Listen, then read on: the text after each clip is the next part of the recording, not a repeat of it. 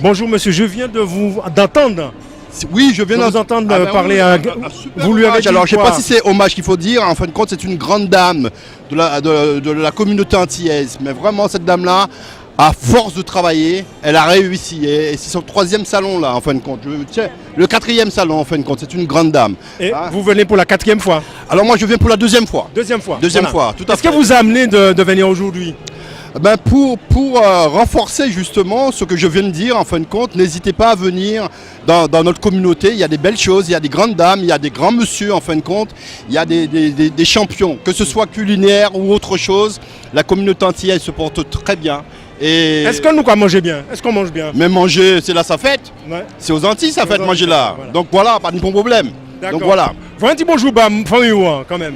Pour toutes les Antilles, pour toute la Guadeloupe, la Martinique, la Réunion, tout le monde, l'Afrique et puis les États-Unis, parce que nous avons accueilli la Floride l'année là ça. Ouais. Donc la Louisiane l'année là ça. Alors en gros bisous baillot quoi. En gros bisous baillot.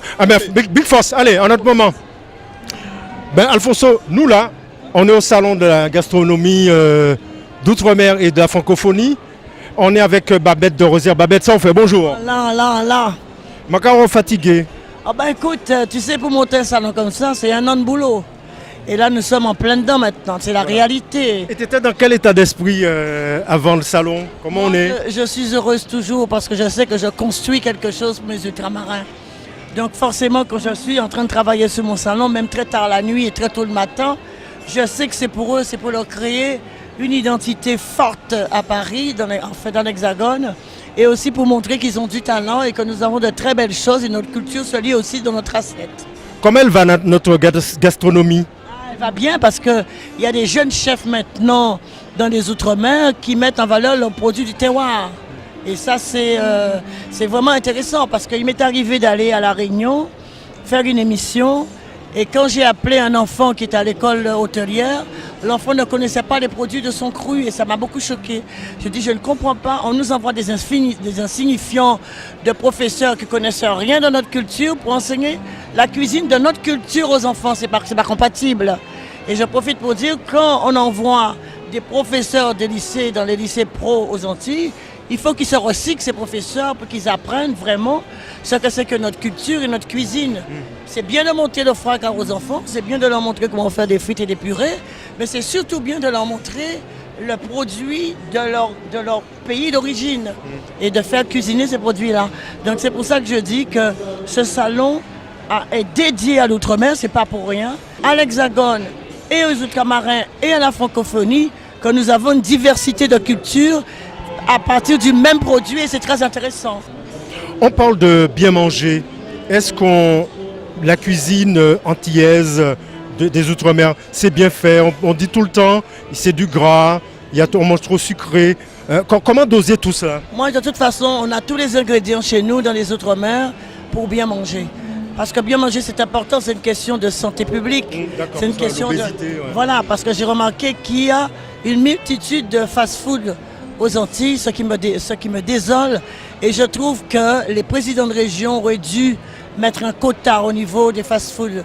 Parce que maintenant, ça pilule partout, ce qui fait que les gens n'ont plus le temps de cuisiner. Ils abandonnent nos produits à nous pour aller manger des bêtises. Et ces bêtises-là, c'est gras, ça n'a rien à voir avec une vraie cuisine et ça fait en sorte que on tombe dans la malbouffe alors que normalement on a des produits sains. On peut même dire pratiquement qu'on a des produits bio chez nous parce que c'est pas, il n'y a pas de produits chimiques sur nos produits. Donc moi je dis qu'il faut encourager tous les gens des Outre-mer d'abord d'utiliser leurs propres produits du terroir, apprendre aussi aux enfants, aux maris, aux femmes à cuisiner ces produits-là. C'est simple. Et nous avons du poisson, ça ne fait pas grossir, et essayer d'équilibrer les assiettes pour bien manger. Est-ce qu'il y a une bonne visibilité sur l'outre-mer concernant la gastronomie, sur les grandes chaînes de télévision? Alors là, tu vas me mettre en colère. Il y avait François qui était la chaîne justement qui nous servait de cordon ombilical pour parler justement de nos produits, de nos îles, de nos régions. Le Macron, là, il a supprimé François alors qu'il avait dit, pendant qu'il était en campagne, qu'il ne toucherait pas à François. Déjà, c'est un mensonge. Alors moi, je trouve que, évidemment, il y a beaucoup de cuisine, il y a beaucoup d'émissions, mais c'est pas ça. Le principe, c'est de faire de vraies émissions avec des vrais produits. Quand la cuisine devient un prétexte et qu'on fait semblant de faire la cuisine, ça ne m'intéresse pas. Et pour répondre à ta question, je te dirais qu'on a toute la matière et tout ce qu'il faut pour mettre en avant notre gastronomie dans l'Hexagone, parce que les gens de l'Hexagone aussi ont besoin de savoir ce qui se passe ailleurs, chez nous. Parce que la France, ce n'est pas que l'Hexagone, c'est aussi les Outre-mer. Est-ce qu'on rayonne bien? Eh ben on rayonne, je fais tout pour rayonner. Tu vois pas comment les gens sont contents? D'accord.